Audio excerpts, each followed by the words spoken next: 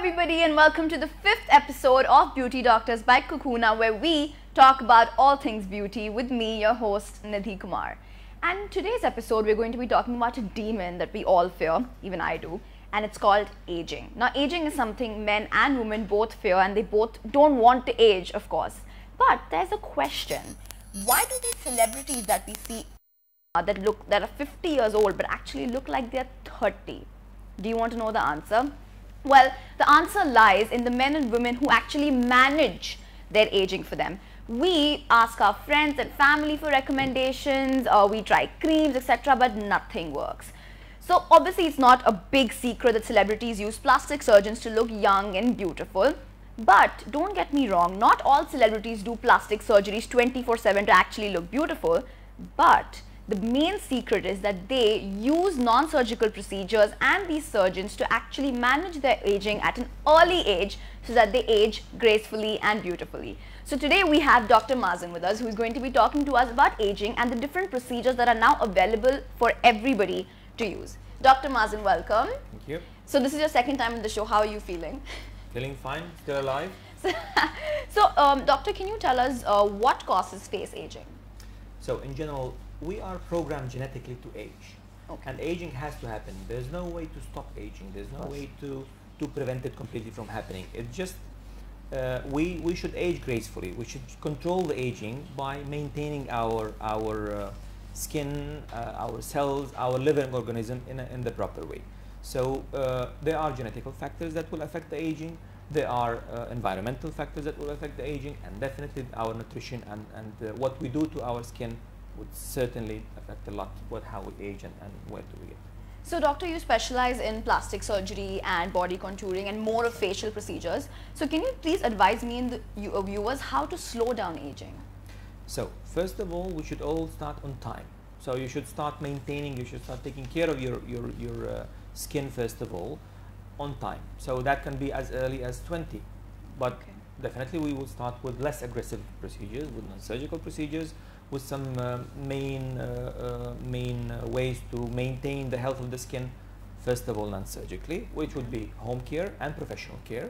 Out of professional care, we have a lot of non-surgical and very rejuvenative treatments of the face, like PRP, for example. Even like Botox and fillers, they can be started at a very young age because they do prevent aging from happening faster. And in general, when you start using those early, no matter what your genetical component is, you will definitely age very gracefully. So what are the various treatments that are now available to combat aging? So most popular treatments nowadays are definitely rejuvenative treatments like mesotherapy and PRP, and let's say slightly corrective treatments like Botox and fillers. Additional to that, you can do a lot of machines like radiofrequency, like ultrasound, and bunch of other treatments which would mainly concentrate on keeping your skin and your tissue healthy rather than altering them and rather than stopping the aging itself. Okay. So can you please tell us, the viewers, what is the perfect age to start your process? Does depend on your genetics, but the perfect age to start is when you start noticing the first changes. So first find wrinkles, first dryness of the skin, first changing in terms of losing any volume of the cheeks, in terms of losing any fat of the face. That's the perfect time to change. That can happen in your early 20s, or it can happen in your early 40s. It does depend on the way that you've been maintaining your face and age, and at the same time on your genetics. So basically depends on us and when we see the signs. Exactly. So what is your favorite anti-aging treatment? Well, Botox and fillers are a golden standard. You cannot avoid them because they do prevent aging early.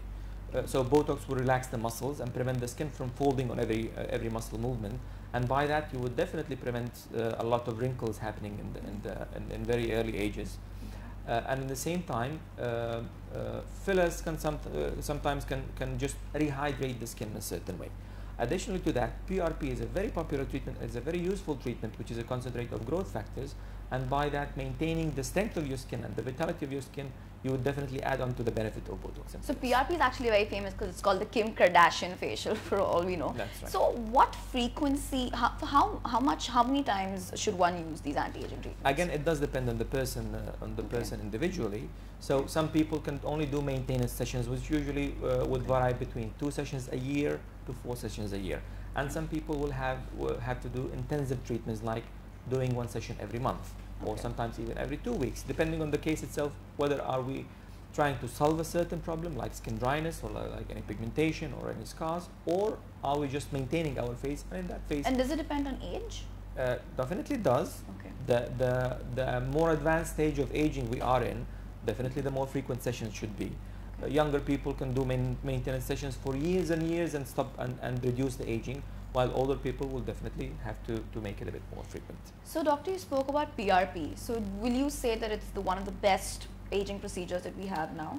It is for certain things, yes it is. PRP is very good for maintaining the health of the skin, but PRP doesn't really solve a lot of problems that some patients are bothered by, or some people are bothered by. So that's why it has to be very individual. You have to get properly assessed by a specialist and by an expert, and by that get the proper advice for your individual case.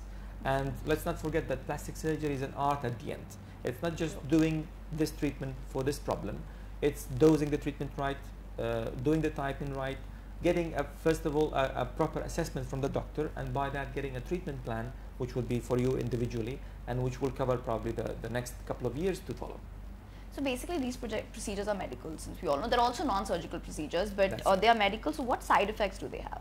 So in aesthetic surgery in general, or aesthetic medicine in general, most of our treatments are extremely safe and they're extremely controlled. We don't use high dosages of any medication. We don't use high volumes of any substance that we use. They're all just mild treatments, very safe, and the most that can happen is a bit of bruising and swelling and a bit of redness on the skin. In most cases, of course, we do have very serious complications with fillers. Maybe not as much with Botox, but definitely with fillers we can have very serious complications, but those are extremely rare, and they are usually caused by when they are conducted by not enough trained doctor, and by that realistically they are extremely minimally risky treatments. So you should not worry about side effects as long as you do it with the proper doctor. So, doctor, now I want to talk to you about a very trending topic nowadays, which is called facelift. And we all know that celebrities and even common people use facelift now to obviously slow down aging. Obviously, there's a celebrity called Tom Cruise, we all know, and I absolutely hate what he's done to his face. So, can you please tell the viewers what is a facelift and what kind of results do we expect? Well, there are facelift surgery. It's a surgery, definitely. You have some advertisements about non-surgical facelifts and things like that, but a facelift is a surgery. Don't have any unrealistic ideas about that. Facelift is a surgery. Facelift does leave scarring. No matter how small the scars are, or no matter how conservative facelift surgeries are, they do leave certain scarring, but those scars are quite hidden, and if the surgeon is experienced enough, you can get an extremely natural and effective result with almost no scars showing in the public. So facelift surgeries has a very long evolution history, and it started from a very long time from today, even from the 50s and 60s of previous century. But nowadays all facelift surgeries are trying to be as conservative as possible, but at the same time again sometimes they have to be very aggressive and very deep in their nature, especially in older people. So officially or let's say unofficially, you have about 14 types of different facelift surgeries. Maybe the most common ones would be the classic full facelift surgery and the mini scar facelift surgery, and they both involve opening the skin in certain points, which are hidden landmarks of the face, and then tightening both the muscles, which is even much more important than tightening the skin, and additionally removing the excess of skin and tightening the skin. And by that, a facelift surgery actually helps your face to return to the previous position that you had when you were younger. And by that, it should look very natural and it should be extremely efficient. So everybody can do a facelift at any age? Practically, yes, but it's not rational to do a facelift surgery in a younger patient, especially if they don't have any extreme signs of aging. For example, you will have very young people who lost a lot of weight and lost a lot of tissue from their face, and they might require facelifts as early as their 20s. On the other hand, you might have people that age gracefully, as we said before, and they don't need a facelift even in their 65 or 70s. So it does depend individually, definitely. Are there any alternatives to facelift? We have a few non-surgical alternatives to facelift. Mainly that would be alt therapy or thermage, And those are treatments which are again focusing on the tightness of the muscles rather than the skin itself. Their efficacy cannot be in any way compared with the surgical facelift, definitely.